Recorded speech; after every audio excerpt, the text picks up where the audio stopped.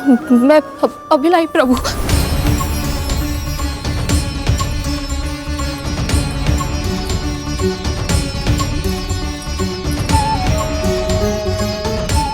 दीजिए प्रभु।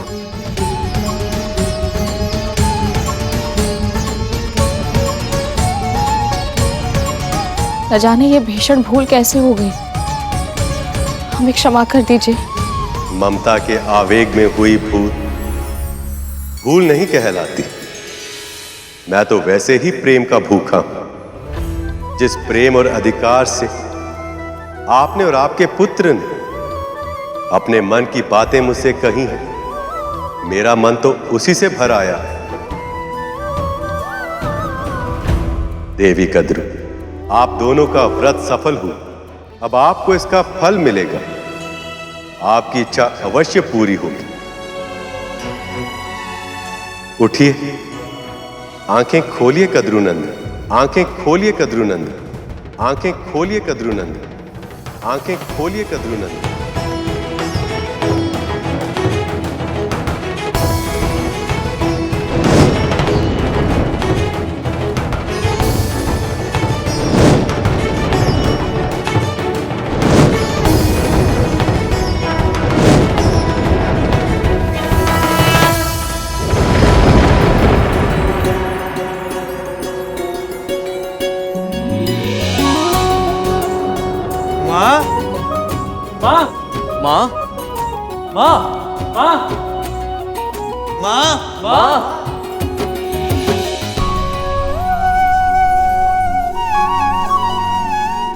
मेरे पुत्र,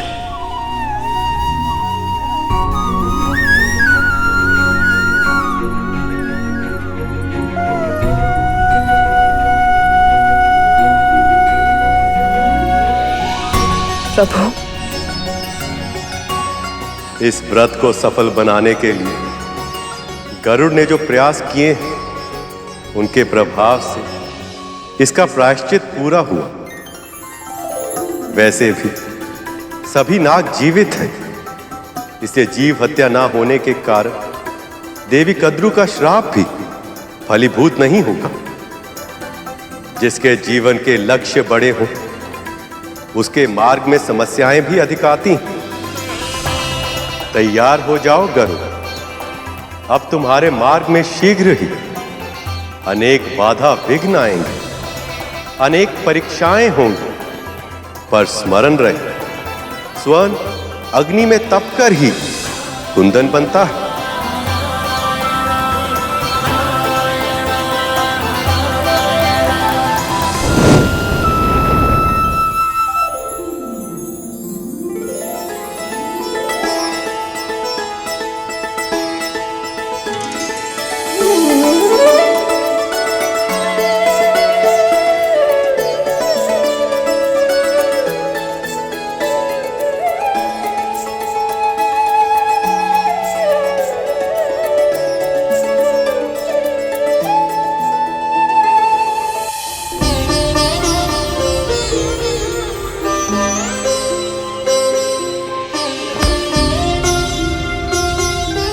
स्वस्थ हो।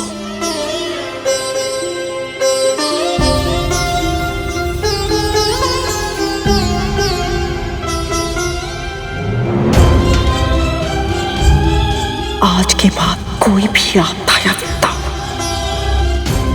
तुम सब तक नहीं पहुंचने दूंगी।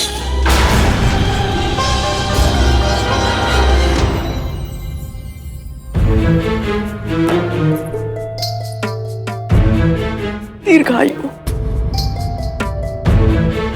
तुमने तो भयभीत कर दिया था हमें। ये तो माँ का विश्वास था जिसने हमें साहस दी। सही कहा।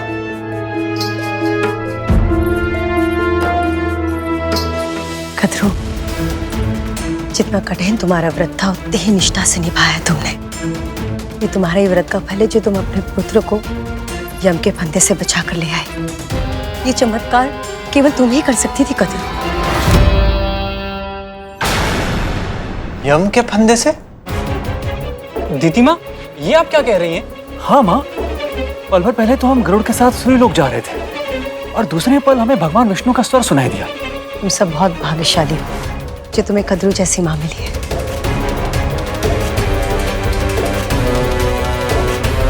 इसकी प्रार्थनाओं के कारण आज तुम सब जीवित हो, वरना वो विंता और गरुड़, उसके कारण तो तुम सब लगभग मर ही चुके थे।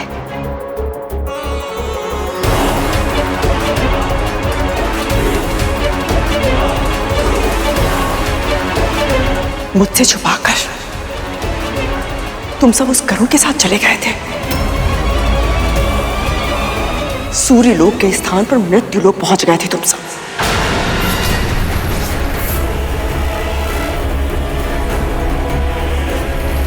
इस बार तो मैंने तुम सबको सुरक्षित कर लिया, किंतु अगली बार ऐसा कुछ मत करना। अब ऐसा नहीं होगा माँ। हाँ माँ, हम आपकी आज्ञा के बिना कहीं नहीं जाएंगे माँ।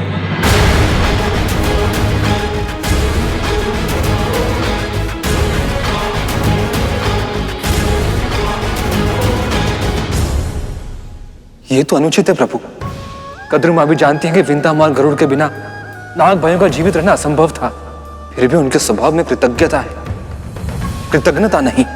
ऐसा आभास होता है जैसे विंता माँ और गरुड़ की अच्छाइयों को पूरी तरह नकार दिया है इन्होंने।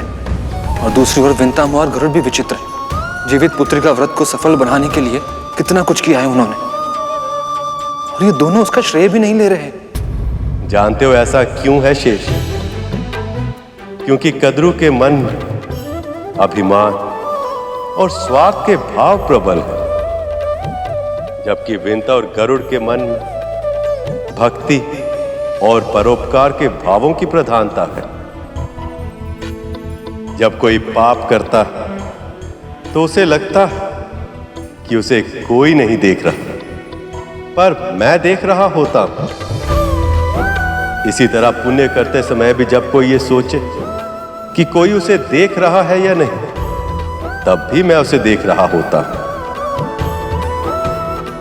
विश्वास करो शेष, अपने अपने कर्मों का फल हम सबको भोगना पड़ता है। प्रभु, आपने गरुड़ से कहा था कि उसके जीवन के लक्ष्य बड़े, इसीलिए उसके सामने समस्याएं भी बड़ी आएंगी, किंतु आप किस लक्ष्य की ओर संकेत कर रहे थे? जब से असुरों को गुरु शुक्राचार्य के माध्यम से संजीवनी विद्या प्राप्त हुई है, तब से वह निर्भय हो गए। आपकी महाकठिन तपस्या से मैं प्रसन्न हुआ ऋषि भार्गव। केवल एक ही वरदान चाहिए मुझे, वृत्त संजीवनी विद्या। स्वर्ग प्राप्त कर लेने के बाद भी उन्होंने देवताओं को सताना, उनका शोषण करना नहीं छोड़ा। देवता भी उनके भय से छुपने पर विवश हो गए। ऋषि मुनियों की तपस्या में, उनके दैनिक कार्यों में व्यवधान आ रहा है, और श्री लक्ष्मी के समुद्र के भीतर समा जाने के कारण पृथ्वी पर अव्यवस्था फैल गई है। पर अब इस अव्यवस्था को दूर करने का समय आ गया। अब पृथ्वी पर पुनः मुझे संतुलन स्थापित करना होगा, और इसके लिए मित्र और शत्रुओं को साथ लाना होगा। विरोधियों को एक दूसरे की सहायता करने के लिए प्रोत्साहित करना होगा। अब मुझे कुछ ऐसा करना होगा शेष, जो इस संसार ने आज तक ना देखा हो और ना ही सुना हो। मेरी इस योजना में गरुड़ एक बहुत ही महत्वपूर्ण भूमिका निभाएगा, पर ऐसा करना उसके लिए आसान नहीं होगा। प्रभु, ऐसा क्या करने वाले हैं आप? जानता हूं तुम्हारे मन में बहुत सारे प्रश्न हैं शेष। उन सभी के उत्तर तुम्हें सही समय आने पर मिलेंगे, पर अभी मुझे जाना होगा। एक मां बहुत लंबे समय से मेरी प्रतीक्षा कर रही हैं। ओम नमो नारायणाय नमः।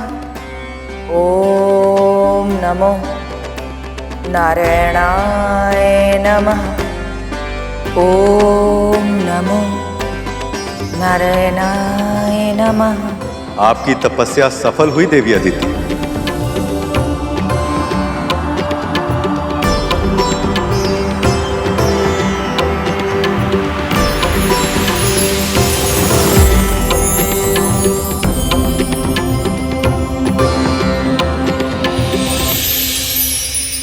देवी अदिति, देवी अदिति, देवी अदिति, देवी अदिति।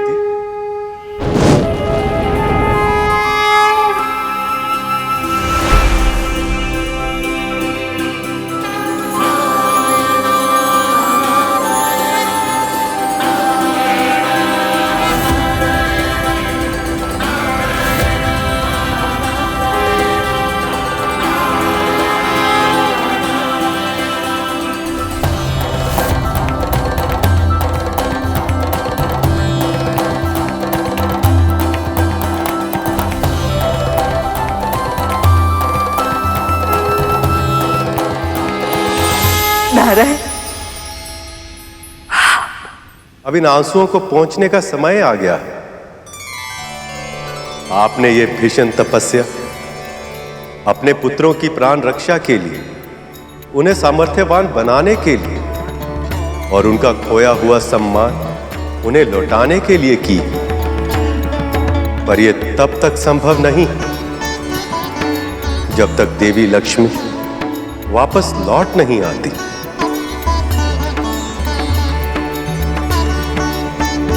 ये अपराध मेरा है प्रभु। मैं ही अपने पुत्र को अहंकार से नहीं बचा पाई, जिसके कारण महर्षि दुर्वासा का श्राप मिला। तूने विजय श्री की प्रतीक परम पूजनीय रुद्राक्ष की माला मेरे आशीर्वाद और उससे भी अधिक मेरे आराध्य भगवान शिव के वरदान का अपमान किया है। आज से तू और तेरे सभी देवता श्रीहीन हो जाएंगे। तेरा ऐश्वर्य भूमि में मिल जाएगा, श्री समुद्र में चली जाएगी। ये मेरा श्राप है तुझे। और आप और देवी लक्ष्मी विरह की असहनीय पीड़ा सहने पर विवश हो गए। देवी अदिति, पुत्र की भूल के लिए आप स्वयं को अपराधी मत मानिए। आप भली भांति जानती हैं कि प्रत्येक व्यक्ति अपने कर्मों के लिए स्वयं उत्तरदायी होता है। मैं आपकी तपस्या से प्रसन्न हूं और इसीलिए आपके पुत्रों के कष्टों के निवारण के लिए मेरे पास एक उपाय है, जिससे न केवल देवताओं का खोया हुआ मान सम्मान वैभव लौट आएगा, अपितु इस संसार में श्री भी लौट आएंगे। अब आप मेरा ये संदेश अपने पुत्रों को दें कि वह शीघ्र अतिशीघ्र मुझसे आकर भेंट करें।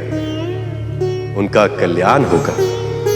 आपका कोटि कोटि धन्यवाद।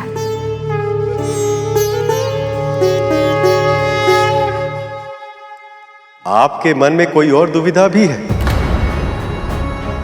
निसंकोच कहिए देवी। प्रभु, मुझे ऐसा आभास हो रहा है कि मेरी तपस्या के सफल होने का कारण कोई और भी है, कोई ऐसा जो मेरी रक्षा कर रहा था।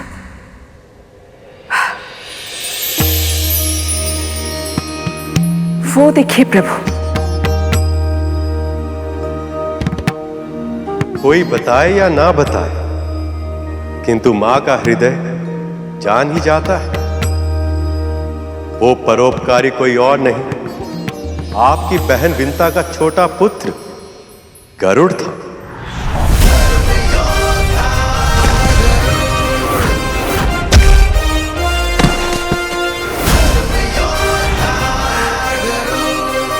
गरुड़? उसने अपने हित का विचार किए बिना असुरों के आक्रमण से आपकी रक्षा की। भविष्य में भी आपके पुत्रों की सफलता के लिए उसका साथ आवश्यक होगा।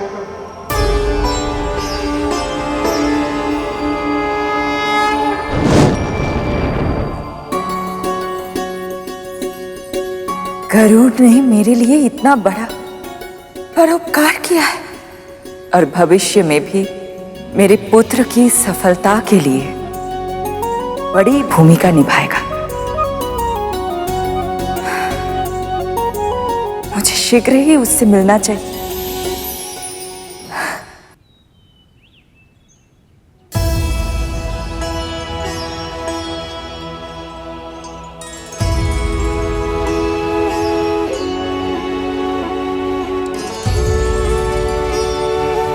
माँ, प्रभु विष्णु ने कहा था अब मेरे मार्ग में अनेक बाधा विघ्न आएंगे, अनेक परीक्षाएं देनी होंगी मुझे। इसका अर्थ क्या हो सकता है माँ?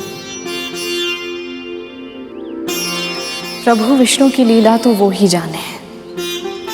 मैं तो बस इतना जानती हूँ, उन्होंने ये भी कहा था कि स्वर्ण अग्नि में तपकर कुंदन बनता है। ये तेरे लिए संकेत है गरुड़, तुझे भी कठिनाइयों की अग्नि में तपकर कुंदन बनना है।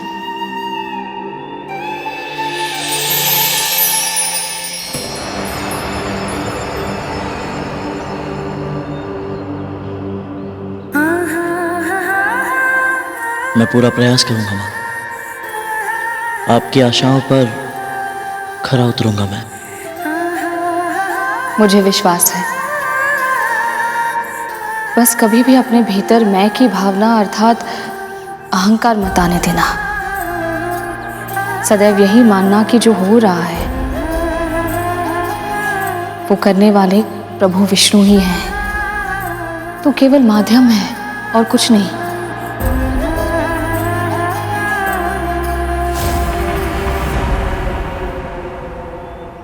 विंता, कहां मर गई तू? तू और तेरा पुत्र, तुम दोनों मेरे पुत्रों का भूखा मारोगे क्या? भोजन की व्यवस्था करो। अब पता चलेगा गरुड़ और विंता को अपना असली स्थान। एक दास चाहे कुछ भी करे, वो दास ही रहता है।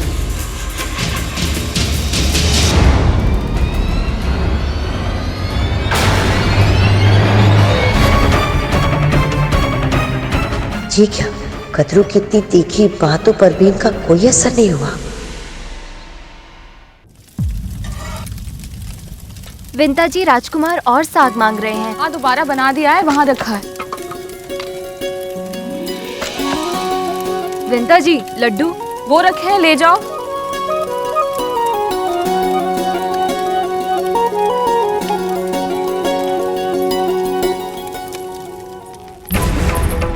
छोटा सा कार्य करने में कितना समय।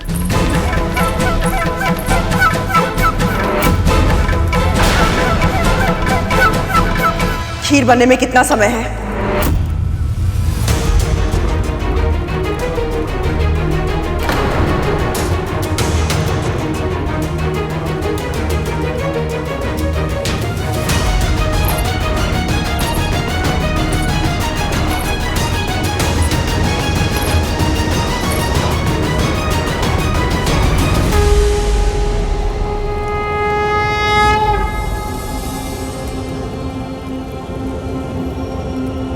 बस तुम्हारी खीर की प्रतीक्षा है विंता।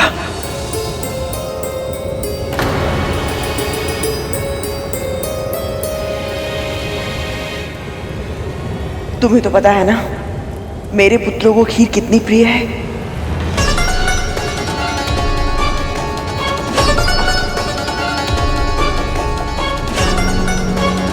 कदरू का तो स्वर ही बदल गया। ऐसा क्या हो गया पल भर में?